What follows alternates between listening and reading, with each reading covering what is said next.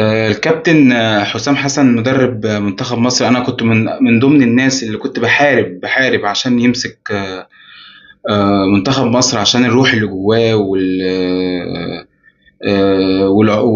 والعصبية اللي جواه، اللي هي بتكون ساعات بتكون نافعة، لأنها بتخلي اللاعب المصري يتحرك. استبعد إمام عاشور وضم دونجا. هو استبعد إمام عاشور، فانا ما اعرفش اقول ايه، بس ممكن ما تلومش يا عاشور الا نفسك. يعني انت لوم نفسك، انت فعلا مستواك الفتره الاخيره مش كويسه، ومستواك مش مظبوط، مركز في صباغه الشعر وبس.